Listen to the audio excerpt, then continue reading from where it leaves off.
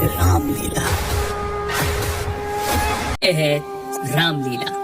माना जाता है कि आदि कवि वाल्मीकि जी ही इस कलयुग में गोस्वामी तुलसीदास जी के रूप में जन्मे चरितमानस की कथा का आरंभ किया।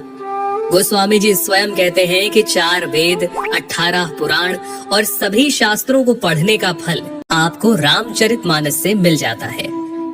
राम जी की कथा सबसे पहले शिव जी माता पार्वती को सुनाते हैं। रामचरितमानस के बालकांड में आपको बहुत सारी कथाएं मिल जाएंगी, जैसे सती माता का भ्रम और उनके द्वारा राम जी की परीक्षा, शिव जी द्वारा सती माता का त्यागा जाना, सती माता का दक्ष यज्ञ में जाना और पति के अपमान से दुखी होकर योगाग्नि से देह त्यागना, और फिर पार्वती जी का जन्म और शिव विवाह। परंतु राम जी के अवतार लेने के 2 मुख्य कारण रामचरितमानस में आप जान पाएंगे।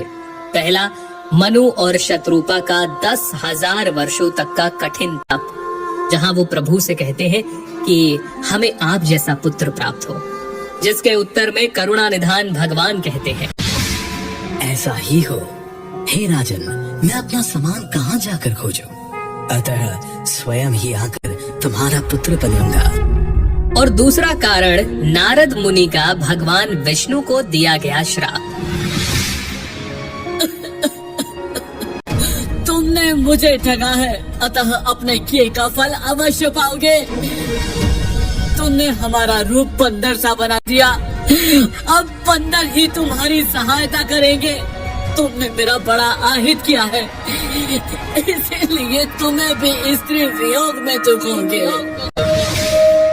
एक और जहां राम जन्म की भूमिका बन रही थी, वहीं पुलत्स्य ऋषि के कुल में जन्म हुआ भाइयों समेत 10 सर और 20 भुजाओं वाले प्रचंड पराक्रमी रावण का। रावण और उसके भाइयों ने ब्रह्मा जी की तपस्या कर उनसे वरदान मांगा। रावण ने कहा,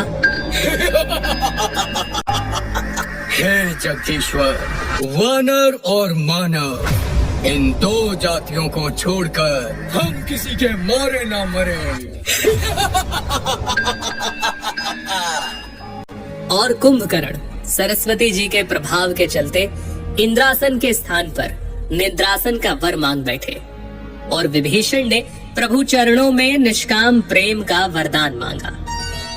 चलिए आगे बढ़ते हैं और आते हैं राजा दशरथ पर, जिन्हें ग्लानि थी कि उन्हें कोई पुत्र नहीं था।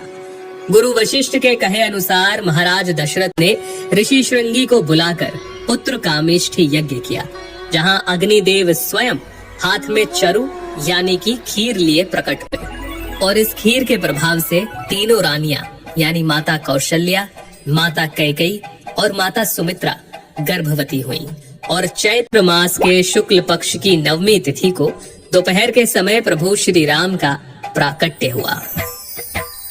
9वीं तिथि मधुमास पुनीता, 9वीं तिथि मधुमास पुनीता, शुक्ल पक्ष अभिजीत हरि प्रीता, मध्य दिवस अति शीत न घामा, पावन काल लोक विश्रामा।